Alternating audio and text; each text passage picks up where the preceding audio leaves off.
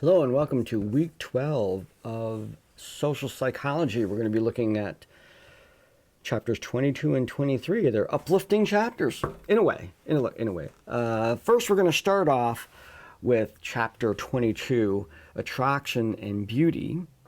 And so we have here, first off, an example of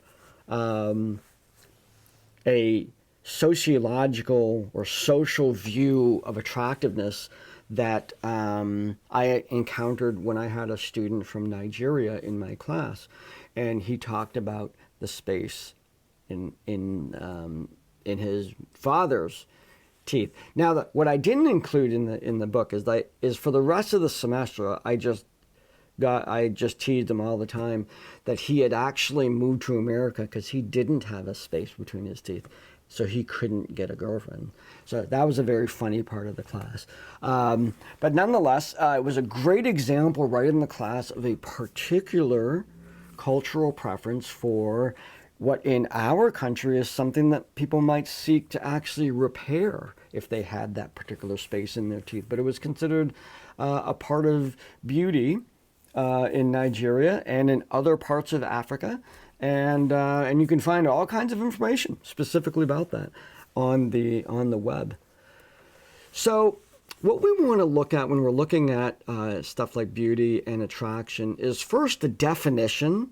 What does it mean?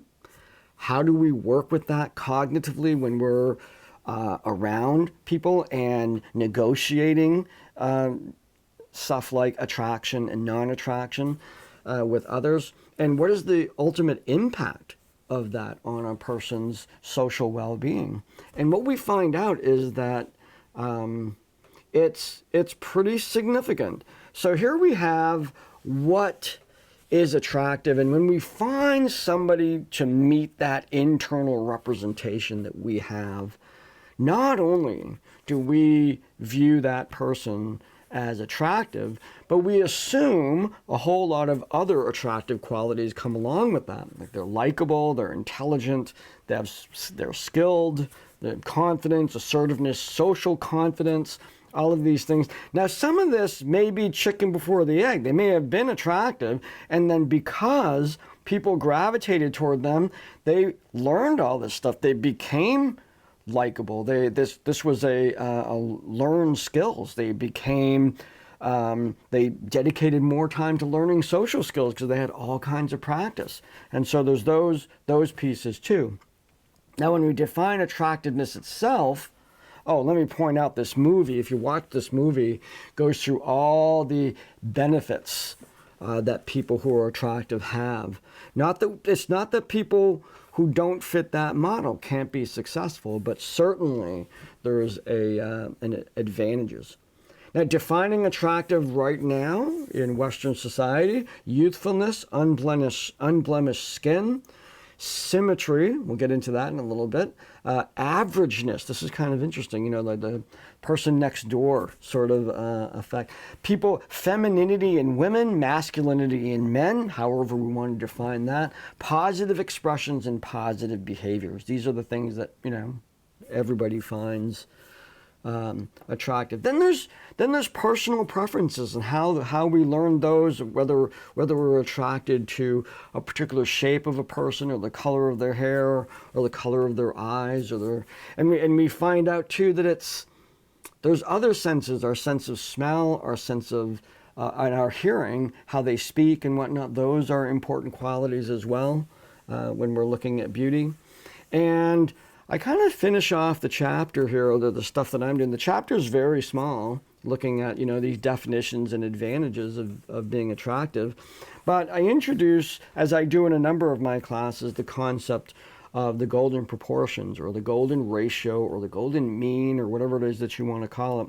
And it's it's a numerical quotient that comes up to about 1.618. It's a ratio of size and shape called phi.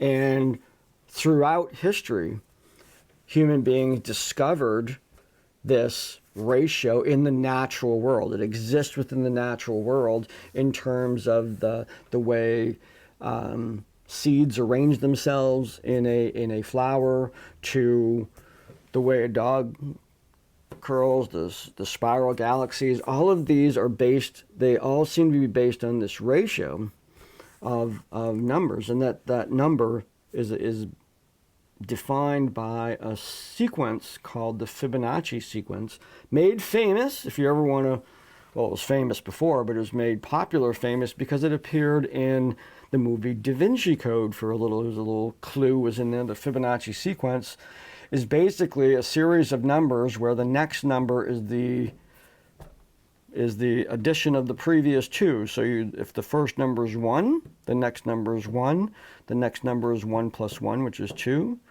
the next number is 2 plus 1, which is 3, 3 plus 2, 5, 5 plus 3, 8, and it goes on. 13, I have them, 13, 21, 33, 54, 87. And if you graph that, it looks like this spiral. Now that particular ratio, again, mathematically close to 62 over 38. Look at this figure of the human body and the ratios. Like, you look at this, the from the belly button to the bottom of the feet, 62, from the belly button to the top of the head, 38. That those proportions. And look how many times those proportions repeat themselves throughout the human body. And in the field of empirical aesthetics, which is the study of our perceptions of beauty, the spiral that you see, just like that, is picked out among all kinds of spirals as the most aesthetic, as the most pleasing to the eye. It occurs when we're looking at nature. Those proportions were used by artists either intuitively or they knew about it. And they teach about this in art school and in architecture school. They teach about the golden mean, about these ratios. When you see buildings and their proportions, the way they're done, it's to those ratios. If you're ever on the Alphon campus, a great example of that is actually the chapel. The chapel itself, if you look at the proportions of that building and the windows and the roof and all of that, you see these repeated sort of length, width sort of proportions that are all within the golden mean.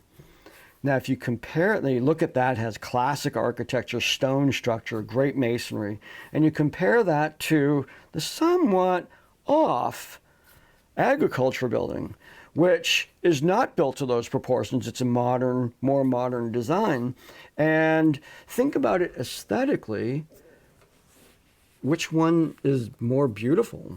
And not just because for me, clearly the chapel wins out, because not only because of its masonry and classic stained glass and just the beauty of the building itself, those proportions are actually more pleasing to the eye. When they're off, it's not quite as pleasing. Might be cool, aesthetic, kind of like slim line sort of building that the agriculture building is, but it's not within golden proportions.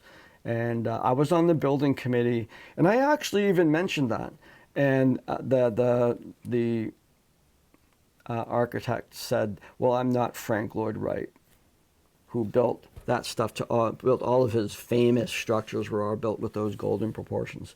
So it's a mathematical way of defining beauty. Look it up. Look at the videos that I provided. There's great stuff on there. There's a Khan Academy. There's a Wikipedia that goes through all kinds of examples when we see this. And this may play a role in how we see other people and consider them attractive.